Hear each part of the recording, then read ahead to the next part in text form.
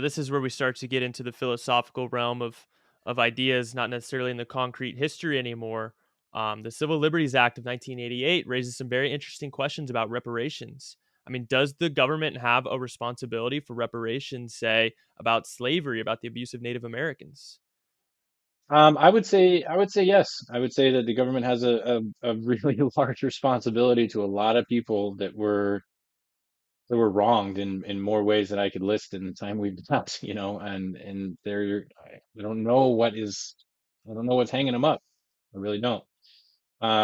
But again, it's a fine line to toe. It's like how far do you go? How far do you not go? Is an apology enough? No. You can apologize all you want, but if nothing changes, then what's the point, right? So yeah, more needs to be done. What that is, I'm not in a position to I'm not in a powerful enough position to say that yes, we can do this, we can do that, but I will say that not enough's being done. Not enough is being recognized. I mean, if we're talking about I think you said indigenous people, that's a hole in the research. Like as a historian, I cannot believe how limited the research is on indigenous peoples of these of this continent. Like it just blows my mind. And then what happened after the Europeans came to this country is kind of like, I mean, it's almost like cloak and dagger. It's like you gotta specifically search for stuff to find it, and then even when you do, it's very vague, and all this kind of stuff. It's not detailed. So yeah, and then the issue with slavery, of course, in the early times of this country, that is very well researched. I mean, very well in depthly researched, but I still don't. I'm going to use Germany again as an example. I really don't think we've got to that point yet where as in Germany, as an example, they just, it's not that they force feed you, but you cannot forget. They won't let you forget. And because of that, you won't do it again. Like you learn, you understand, you recognize, you apologize, you pay for it the best you can in whatever ways that comes about. And then you all move forward together, all the while working together, never to let it happen again, ever, not even a little bit. I mean, to play devil's advocate, at what point is it time to move on and stop bringing up, dredging up these discussions and about racial divide and kind of fueling the fire? At what point do you try to move on to a better future? That's a good question.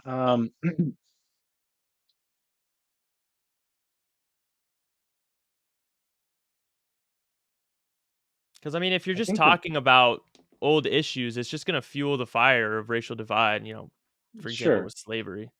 Yeah, absolutely. Like it's very important to remember. I mean, I'm Yeah. I've devoted my life to American history. Like I truly believe, especially the darker stains on American history. Like I truly believe it's important to study and remember these. But at some point, you have to move on in order to focus on a better future, as opposed to just dredging up these old issues and entrenching that racial divide.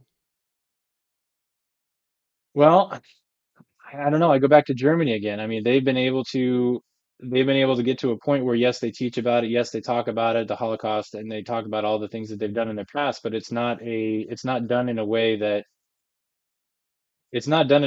necessarily dredges up everything. It's done in a respectful way where it respects both cultures, and it's done in a sense that we need to understand the what and the why so it doesn't happen again. Obviously, I've said that a couple times, but at what point? The word respect keeps coming to my mind. I keep thinking about respect. I think once we get to the point where we can respect all cultures now, day to day, every day, all the time, and there's a level of respect and equality across the board, then I think at that point maybe you can transition to more of an education of, this is what happened, this is how it happened, this is why it happened. We're not gonna let this happen again. Okay, great. This class is going to be, 3 months long. We're going to learn about all this kind of stuff, and then we're going to move on to another topic. But I don't think So we're you there don't yet. think we haven't reached that point? No, not in this country. No, I think we still need to. There's a lot of things we need to work out. There's a lot of things that we need to recognize. There's a lot of things that we need to research. There's a lot of things that we need to, face and deal with and process. And we're just not there yet. I'd like to think we're going in the right direction. Still a lot of work to be done. I mean, if you think about it, using slavery as an example, um, I mean, I've studied slavery a little bit, not as much as the internment, so help me out with my years, but I don't think the United States has been a country longer than slavery was an institution in this country. I think slavery has been around still longer than we've been a country. Yeah, I think slavery started in 1619 in this country or in this land. Um, so that's 1619 to Yeah, 1865, so in the United States is I think just past that now. 246 years. We're at we're at two since 1776. We're at 248. Yeah, so Who knew we'd be doing math on a history podcast? yeah, you're good. So So yeah, you're right. I but I mean, mean we that haven't. yeah, that's a big I mean that's a big argument. That's a big deal. I mean that means a lot to a lot of people saying that this land, this occupied land, as established as the Americas or whatever you want to call it when the Europeans came over, that institution has been around longer than this place has been a country. Like, I kind of in my brain, I'm thinking to myself, like, I can see the balance of like, okay, well, when we're finally a country where that has been illegal for longer than it was legal, maybe that'll change some people's minds. So I think about a lot of different factors, but I just I don't think we're there yet. I think we're on the right track, but we're not there yet. We still need to talk about it. We still need to process it. We still need to address it. That's true.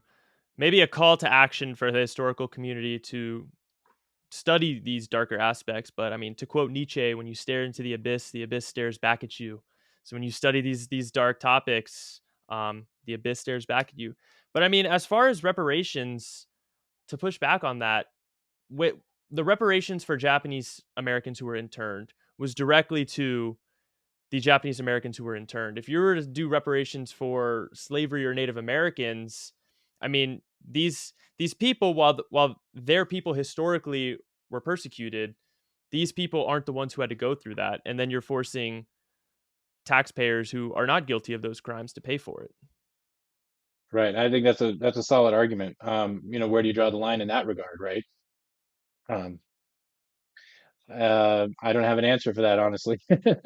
I am I'm a historian that, studies a lot of different things, and the answer to that question, I think, is Left to politicians, maybe. I mean, I question how much we should leave to politicians because a lot of individual opinions come That is a in. very good question to ask. I mean, if you look at Japanese internment, a lot was left to politicians. And while the overall internment of the Japanese was universally, accepted on the West Coast, the East Coast thought it was terrible. But, it's the politicians. It's the politicians made it happen. That is a When does very rep good point, my friend. That when is a does very good point. reparations stop? I don't honestly know because I see arguments on both sides. I see it for both ways. Because you could take an ethnic Japanese family that lost a 250-acre farm in California, take them back to that same land today, and that 250-acre farm is now 2,500. And it's a primary source for tomatoes for a local cannery, and that farm makes, I don't know, I'm making up numbers, 150 million a year. I don't know. And so the family could say that would have been ours. And then it's like, okay, well then how do you quantify that? That's the question: is how do you quantify reparations? But as far as politicians go, I wholeheartedly agree with you. I think the less involvement, the better.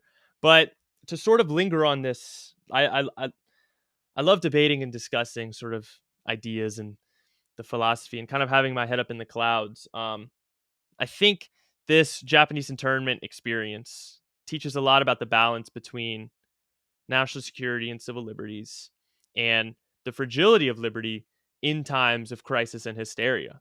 We have freedom in America. We have a constitution. We have a Declaration of Independence with these ideals we were founded on. But that stuff's very fragile, and a lot of people take that for granted. Yes, it is. And it is very fragile. And in terms of the internment, I look, how do you balance national security with civil liberties? There's an example of it between Hawaii and the West Coast, right? I mean, could you put the entire West Coast under martial law like they did Hawaii for 4 years? I don't know. I think there's a couple of questions about logistics due to population differences, but um, Hawaii didn't intern all of the ethnic Japanese. And there were enough Japanese people on the Hawaiian Islands, they could have taken over those islands and had Pearl Harbor. They could have seized Pearl Harbor and the Japanese could have sailed into port, no problem. Like they were in positions of power that they were in a, I mean, they were only 40% of the population, but I mean, you could do it, but they didn't. Um, and Hawaii treated them differently. Hawaii said, we're not going to do this. We're going to respect your civil liberties as much as we can. We're going to respect your freedoms as much as we can. And instead of doing all of that, we're going to institute martial law, which a little bit drastic, but honestly understandable, right? I mean, would you rather martial law or we lock you all up for 4 years? You know, and in addition to martial law, we're also going to let you keep your jobs, right? If you're a cop, we're going to let you keep being a cop. We may ask you some questions. We may look into your background. We may watch your finances a little bit, but if you have nothing to hide, which they didn't, and obviously their culture was like, yeah, go for it. I don't care. Um, and then you have the West Coast where you locked everyone up for 4 years, you know.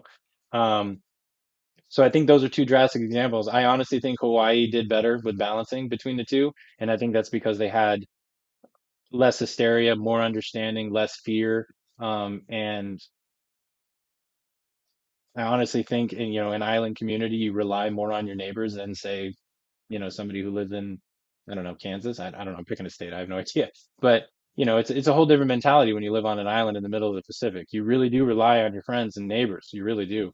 You sound Um, almost like an anarchist advocating for these small, tight knit communities. No, but it's very evident in the research when you read journals and things about from people from Hawaii, and you read the journals about people that visited Hawaii. Right after Pearl Harbor, they sent a whole bunch of soldiers and Navy personnel down to Hawaii and their families to reinforce the island and really just bring this up to like, let's go. And there were journals from people coming from the mainland that could not believe that there were white people, in their words, white people getting their hair cut by Japanese women. They just couldn't believe it. They were just blown away. They're like, this is not right. They were so upset. There was a couple of journal articles I read that they were so upset. They wanted to move back to the country, to the United States, because they said that the tolerance, acceptance, and the ethnic equality that is present in Hawaii is too much to bear. They didn't want their children growing up in a world like that. Like that is such a drastic difference between the two parts of America. I mean, Hawaii may not have been a state till 59, but they were still, if you were born in Hawaii, you're still an American at that time. Like, Exactly. Yeah.